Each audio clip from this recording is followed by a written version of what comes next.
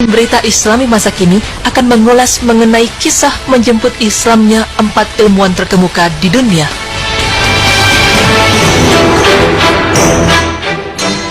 Yang pertama adalah Profesor Dr. Maurice Bucaille. Ia adalah ahli bedah ternama di Prancis dan pernah mengepalai klinik bedah di Universitas Paris. Kisah di balik keputusannya masuk Islam diawali pada tahun 1975. Pada saat itu, pemerintah Prancis menawari bantuan kepada pemerintah Mesir untuk meneliti, mempelajari, dan menganalisis mumi Fir'aun. Bucaille lah yang menjadi pemimpin ahli bedah sekaligus penanggung jawab utama dalam penelitian. Ternyata, hasil akhir yang diperoleh sangat mengejutkan. Sisa-sisa garam yang melekat pada tubuh sang mumi adalah bukti terbesar bahwa dia telah mati karena tenggelam. Jasadnya segera dikeluarkan dari laut dan kemudian dibalsam untuk segera dijadikan mumi agar awet. Namun penemuan yang dilakukan Bucaille menyisakan pertanyaan, bagaimana jasad tersebut bisa terjaga dan lebih baik dari jasad-jasad bala tentara Fir'aun yang lain, padahal jasad tersebut telah dikeluarkan dari laut? Bucaille lantas menyiapkan laporan akhir tentang sesuatu yang diyakininya sebagai penemuan baru, yaitu tentang penyelamatan mayat Fir'aun dari laut dan pengawetannya. Saat menyiapkan laporan akhir, salah seorang rekannya membisikkan sesuatu di telinga Bucaille dan berkata, "Jangan tergesa-gesa, karena sesungguhnya kaum muslimin telah berbicara tentang tenggelamnya mumi ini." Dia mulai berpikir dan bertanya-tanya, bagaimana mungkin hal itu bisa terjadi? Bahkan mumi tersebut baru ditemukan sekitar tahun 1898 Masehi, sementara Al-Quran telah ada ribuan tahun sebelumnya. Setelah perbaikan terhadap mayat Fir'aun dan pemumiannya, Prancis mengembalikan mumi tersebut ke Mesir. Namun, ia masih bertanya-tanya tentang kabar bahwa kaum muslimin telah saling menceritakan tentang penyelamatan mayat tersebut. Dan akhirnya setelah pemikiran panjang, akhirnya dia meyakini Islam dan akhirnya masuk agama Islam. Yang kedua adalah Jacques Cousteau. Dia adalah seorang ahli oceanographer dan ahli selam terkemuka dari Prancis yang lahir pada 11 Juni 1910.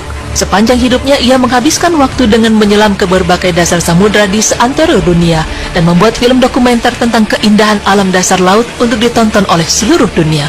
Pada suatu hari, ketika sedang melakukan eksplorasi di bawah laut, tiba-tiba Cousteau menemui beberapa kumpulan mata air tawar yang sangat sedap rasanya karena tidak bercampur atau tidak melebur dengan air laut yang asin di sekelilingnya, sehingga seolah-olah ada dinding atau membran yang membatasi keduanya. Fenomena ganjil itu mendorongnya untuk mencari tahu penyebab terpisahnya air tawar dan air asin di tengah-tengah lautan.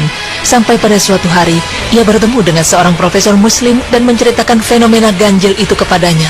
Profesor tersebut lalu teringat ayat Al-Quran tentang bertemunya dua lautan. Dia membiarkan dua lautan mengalir yang keduanya kemudian bertemu. Antara keduanya ada batas yang tidak dilampaui masing-masing. Quran Surah Ar-Rahman ayat 19 hingga 20. Kemudian dibacakan kembali firman Allah yang artinya, "Dan dialah yang membiarkan dua laut mengalir berdampingan, yang ini tawar lagi segar, dan yang lain asin lagi pahit, dan dia jadikan antara keduanya dinding dan batas yang menghalangi." Quran Surah Al-Furqan ayat 53. Cousteau pun terpesona mendengar ayat-ayat Al-Quran tersebut, melebihi kekagumannya melihat keajaiban pemandangan yang pernah dilihatnya di lautan yang dalam. Cousteau pun berkata bahwa Al-Quran memang sesungguhnya kitab suci yang berisi firman Allah yang seluruh kandungannya mutlak benar. Tak lama dari itu, Cousteau pun memeluk Islam.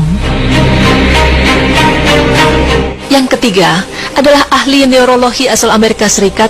Dia adalah Dr. Fidelma. Ia mendapat hidayah saat melakukan kajian terhadap saraf otak manusia. Ketika melakukan penelitian, ia menemukan beberapa urat saraf di dalam otak manusia yang tidak dimasuki darah. Padahal setiap inci otak manusia memerlukan suplai darah yang cukup agar dapat berfungsi secara normal. Penasaran dengan penemuannya, ia mencoba mengkaji lebih serius. Setelah memakan waktu lama, penelitiannya pun tidak sia-sia. Akhirnya, dia menemukan bahwa ternyata darah tidak akan memasuki urat saraf di dalam otak manusia secara sempurna kecuali ketika seseorang tersebut melakukan sujud dalam sholat. Artinya, jika manusia tidak menunaikan ibadah sholat, otak tidak dapat menerima darah yang secukupnya untuk berfungsi secara normal.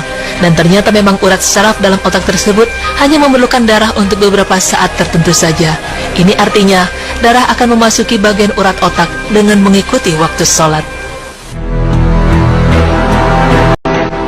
Yang keempat adalah Profesor William Brown.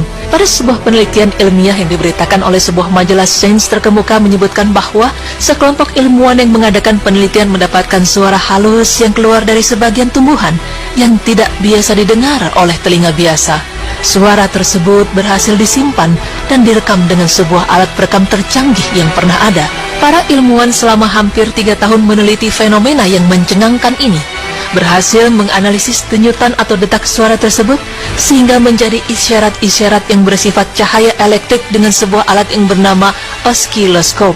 Akhirnya, para ilmuwan tersebut bisa menyaksikan denyutan cahaya elektrik itu berulang lebih dari 1000 kali dalam 1 detik. Profesor William Brown yang memimpin para pakar sains untuk mengkaji fenomena tersebut mengisyaratkan setelah dicapainya hasil bahwasanya tidak ada penafsiran ilmiah atas fenomena tersebut. Pada kesempatan terakhir, fenomena tersebut dihadapkan dan dikaji oleh para pakar dari Britania, dan di antara mereka ada seorang ilmuwan muslim yang berasal dari India. Setelah 5 hari mengadakan penelitian dan pengkajian, ternyata para ilmuwan dari Inggris tersebut angkat tangan. Sang ilmuwan muslim tersebut mengatakan, kami umat Islam tahu tafsir dan makna dari fenomena ini, bahkan semenjak 1400 tahun yang lalu.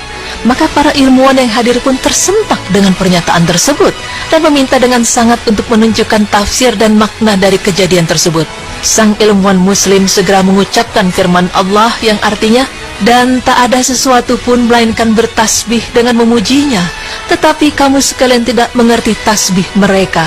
Sesungguhnya dia adalah maha penyantun, lagi maha pengampun. Quran Surah Al-Isra ayat 44. Tidaklah suara denyutan itu melainkan lafaz Allah Azza wa Jalla sebagaimana tampak dalam layar oskiloskop. Maka keheningan dan keheranan luar biasa menghiasi aula di mana para ilmuwan muslim tersebut berbicara. Selang beberapa hari setelah peristiwa itu, Profesor William berceramah di Universitas Carnegie Mellon. Ia mengatakan, dalam hidupku, aku belum pernah menemukan fenomena semacam ini selama 30 tahun menekuni pekerjaan ini. Dan tidak ada seorang ilmuwan pun dari mereka yang melakukan pengkajian yang sanggup menafsirkan apa makna dari fenomena ini. Begitu pula tidak pernah ditemukan kejadian alam yang bisa menafsirnya. Akan tetapi, satu-satunya tafsir yang bisa kita temukan adalah dalam Al-Quran. Hal ini tidak memberikan pilihan lain buatku selain mengucapkan syahadatain. Semenjak saat itu, Profesor William Brown pun masuk Islam.